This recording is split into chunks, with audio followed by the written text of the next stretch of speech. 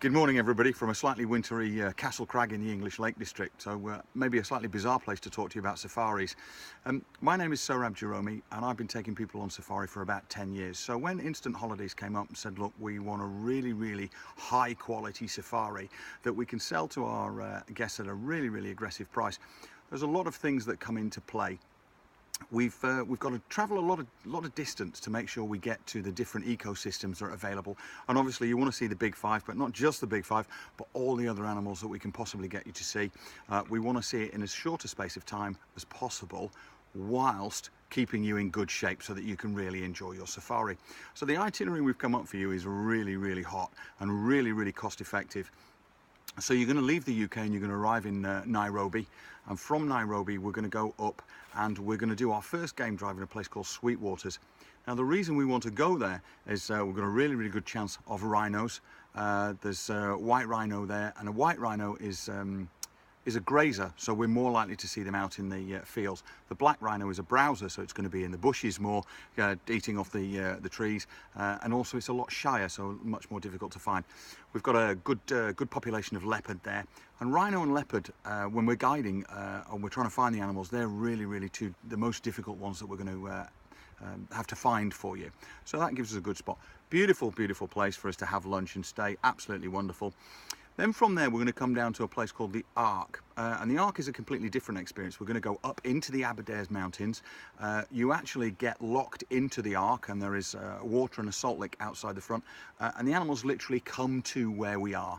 And it's a wonderful place. You can see the animals come to the salt lick. It goes dark at night. You see all the activity going on at night, and they have a little, I call it the pillbox, because at the bottom side of the Ark, bottom left-hand side, facing out, you have a little bunker, if you like, and there are no windows in the bunker. There's holes, but there's no glass. So when you go down at night, you get that smell, and you can hear the animals breathing, and you can smell them, and you can really feel being amongst them because they're so close to you. So another very different experience.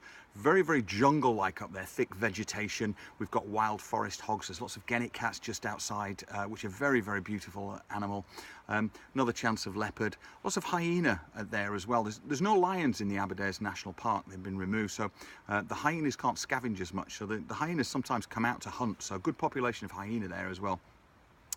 Then from there we're going to go across the following day to Lake Naivasha, which is freshwater lake. Lots of hippos there, lots of amazing bird life over there. UNESCO World Heritage Site, so something like 360 plus species of birds visit there during the year. And also it's a good launch point for us because the trip to go from the Aberdares Mountains up to Masai Mara itself is just too far. So we get a bit of a rest up there, as well as a chance to go and see the hippos and the birds, that kind of thing. Then from there we're going to launch ourselves into Masai Mara, and we're going to spend 3 nights in Masai Mara, which, you know, the Great Plains of the Masai Mara and Serengeti don't really need much of an introduction. Everything is there. You know, rhino is there, leopard is there, lion is there, cheetah is there. All the antelopes and gazelles are there. Lots of bird life, small and big. Lizards, hippos, crocodiles. You know, it's just an amazing place, and it's so vast. It's almost difficult to fathom until you sit there and you're in the vehicle. And you've got to remember, in your vehicle, you're part of the ecosystem. The animals are used to the vehicle. They know it's not a threat. So you will get animals walk right past the vehicle. And once you're inside the vehicle, you're obviously safe. There is no problem. You don't get outside the vehicle. And you really, it's very difficult. It's a completely immersive holiday going on safari. It's like nothing else you will ever do.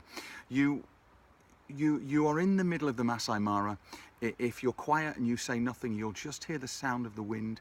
You can be surrounded by thousands of animals as far as the eye can see, and you're just in it. And it's almost like you get that connection with your ancestors, and you understand what it was like to be a part of that ecosystem that we're so far removed from in this day and age.